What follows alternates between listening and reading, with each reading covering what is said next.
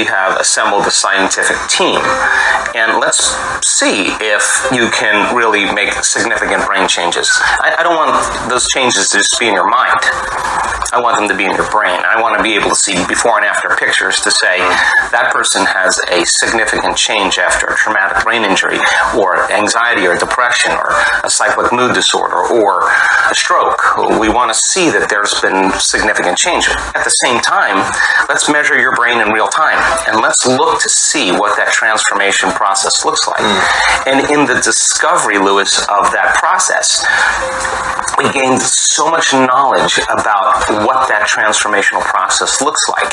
In other words, I can tell you without a doubt that if you're analyzing your life right now within some disturbing emotion, that 100% of the time you're going to make your brain worse. You're thinking within that emotional state. In other words, you can't think greater than how you feel. That means then you were thinking in the past, because those emotions are a record or residue of the past. So we see people in the process of change that are analyzing in duality or polarity. That kind of drives the brain into higher states of arousal and further away from true change. So we've done thousands and thousands and thousands of brain scans, and we now know that there's a formula to create greater brain coherence, greater brain efficiency, to make your brain work better. And when your brain works better, you work better. At the same time, it requires a clear intention and an elevated emotion to begin to change your energy and to change your life. And nobody changes until they change their energy, right? So then, how do you get a person out of resentment, frustration, into joy and freedom? Why would they feel grateful or joyful or free if the experience hasn't happened? So most people are spending the majority of their life waiting for something out there to take away their emptiness or pain or the resentment in here. Well, if they're waiting their whole life in separation or lack, then and we create reality, then the lack is driving certain thoughts, which is creating more separation and more lack. So teaching people then to begin to condition their body emotionally before the evidence takes place in their life is breaking a significant habit, right? So instead of living by cause and effect, now we're beginning to cause and effect. So the moment you start feeling whole and grateful, we now know your healing will begin at that moment. Yes. The moment you start feeling worthy and abundant, your wealth is coming. You're generating a certain amount of energy, a certain amount of wealth. Let's stop telling the story of your past and let's start telling the story of your future. And people who aren't defined by a vision of the future, for the most part, are left with memories of the past. Your brain is a record of the past. It's an artifact of everything you've learned and experienced in this moment. So most people wake up in the morning and they start thinking about their problems. Yeah. And those problems are memories that are tattooed in the brain that are associated with certain people and things at certain times and places. So the person wakes up clean slate. They start thinking about the problems they're thinking in the past. If you believe your thoughts have something to do with your destiny, well, there's a possibility that your past is going to be your future. Every one of those problems has an emotion associated with it. So then the moment you start recalling the problem, you start feeling unhappy. Now your body's in the past, because thoughts are the language of the brain and feelings are the language of the body, and how you think and how you feel creates a state of being. So people reaffirm their identity based on the past, right? And it turns out that the redundancy of doing that, conditioning only requires an image and an emotion. And most people are unconsciously conditioning their body into the familiar past, into the known. So now if you're in the familiar past and in the known, you're going to crave the predictable future. Right? That's the known as well. And there's only one place where the unknown exists, and that's the eternal present moment. That's the sweet spot of the generous present moment. So you gotta labor to get that person beyond the emotions that keep them tacked or anchored to the past. And yes, it takes an effort to do that, but if you keep working with the formula, you'll reach that elegant moment where there's a liberation of energy. And now your body as the unconscious mind. The objective mind is not believing it's living in the same past experience 24 hours a day, because you're liberating the body from that emotional state. So you ask the person, why are you so unhappy? Why are you so frustrated? Why are you so resentful? The moment you ask that, their brain is going to associate that emotion to a past event. To a memory. To a memory. Yeah. That's because they have nothing to look forward to in their future. So if you're not being defined by a vision of the future, it just means to me that you're more in love with your past than you are with the future. So how do you teach people to believe in a future that they can't see or experience with their senses yet, but they've thought about enough times in their mind that their brain is literally changed to look like the event has already occurred? The latest research in neuroscience says that's absolutely possible. We know that.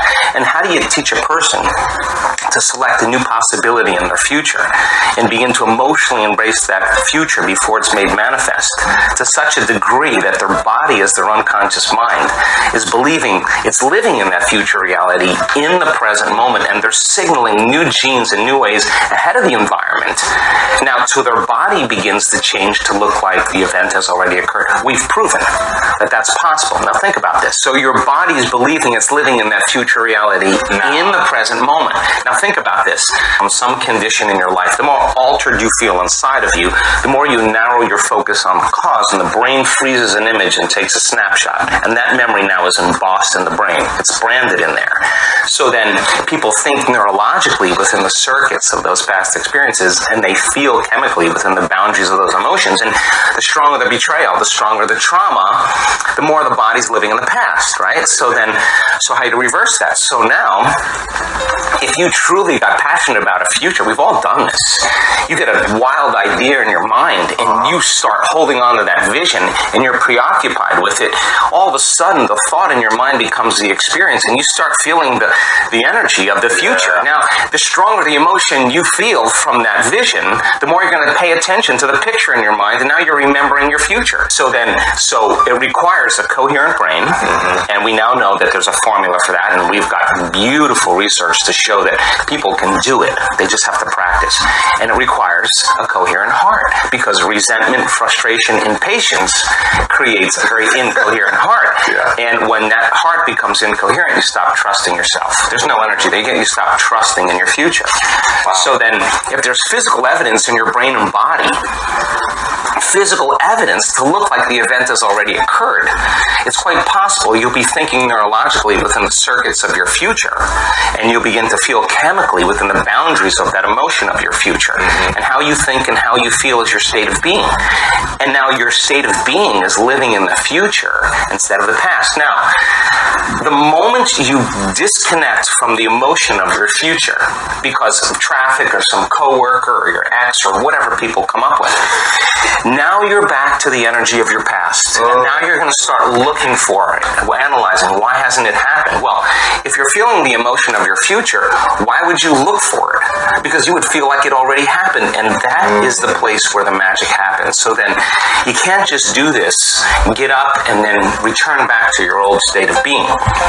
You got to maintain that modified state. We all take blows in our lives, and we all react emotionally. But the question is, how long are you going to react? Right. So then, if you can't mediate and regulate your emotional reactions, and those emotions linger for days, months, temperament, years, personality trait, so then the person's personality is literally based on the past. But they don't know that because they're doing it over and over again, and it becomes a subconscious program. So now, if it requires a coherent brain and a coherent heart, then we have to train people how to self-regulate. So we've done thousands and thousands of measurements. We've partnered with the HeartMath Institute to teach people how to create and sustain heart coherence. It just requires getting still, closing your eyes, putting your attention on your heart, changing your breath so that you move into the present moment.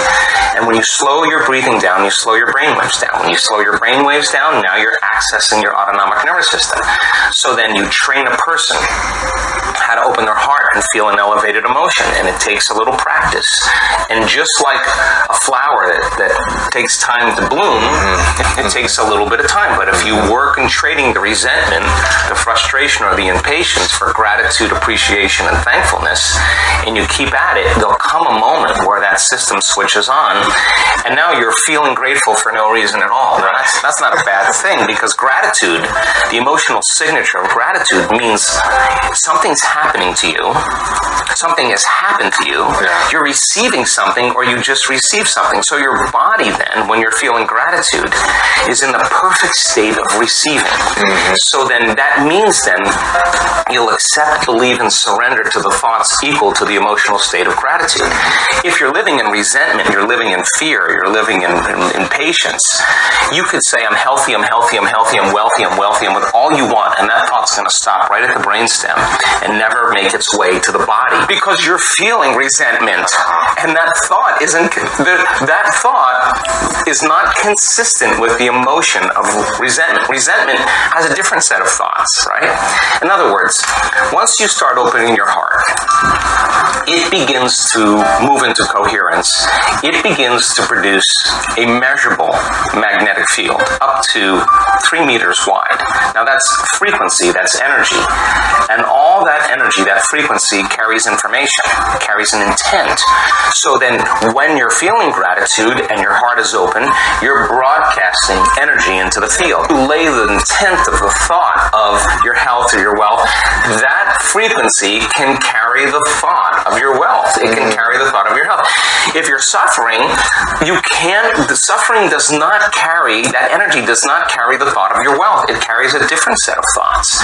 So then we're teaching people how to self-regulate, because if you're going to believe in that future that you're imagining with all of your heart, it better be open and activated. Right. And you better know how to self-regulate. And you have to know the moment you disconnect from the energy of your future because of some circumstance in your life and you lose that feeling, if you're practicing it on a daily basis with your eyes closed, then the next level is to be able to open your eyes and do it right in the moment and be able to self-regulate and change the frustration from some experience in your life back to the energy of your future. Now, that requires great awareness and great effort. But if you have a community of people that are practicing this on a daily basis and they're connected to their future, because that's where their mind is, they begin to want the future more than the emotions of the past.